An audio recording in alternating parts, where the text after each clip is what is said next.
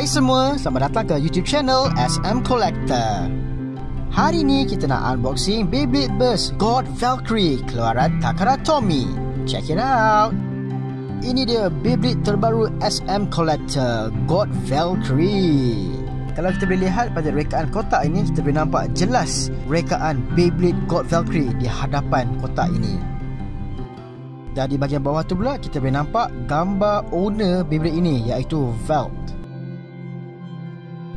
Di bahagian atas ni pula, yang paling penting adalah ini logo Takara Tomy. Logo ini menentukan sama ada produk yang anda beli itu original ataupun bootleg, fake. Sebab sekarang ni kalau anda perasan memang banyak betul mainan Beyblade berada di pasaran. Jadi untuk pastikan produk anda ori atau tidak, kena tengoklah logo Takara Tomy ini.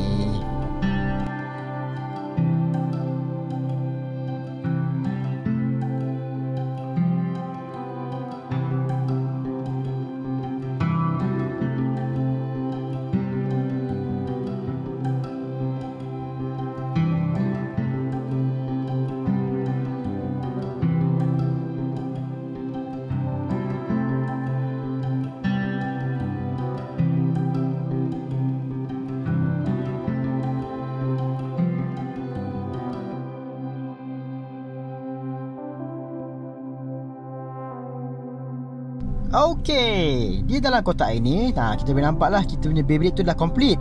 Kita ada dia punya layer, dia punya disc frame, driver dan juga launcher.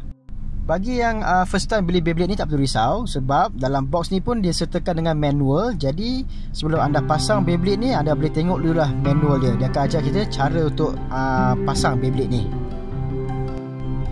Dan Beyblade ini juga ada stiker dia. Jadi siapa yang rajin tu boleh terus apply lah stiker ni pada Beyblade anda. Tapi bagi SM Collector jarang lah tampal stiker ni, sebab stiker ni dia memang kecil. Jadi nak tampal dekat Beyblade tu perlukan daya fokus yang tinggi.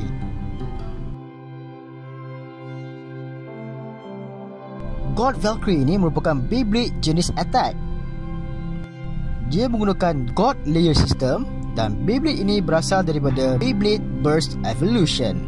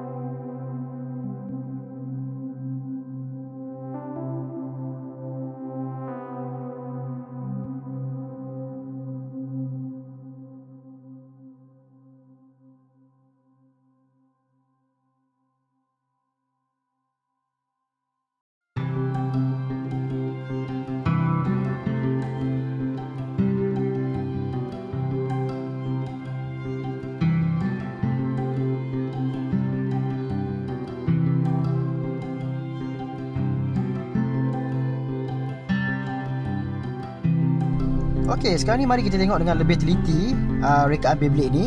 Dia punya layer ni kalau nampak dekat bahagian tepi ni dia ada seperti bentuk feather burung. Untuk dia punya disc, God Valkyrie ni menggunakan disc nombor 6.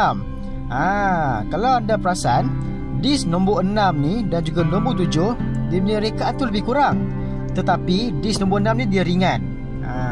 Disc nombor 7 design sama, dia lebih kurang, tapi dia lebih berat daripada disc nombor 6 ni.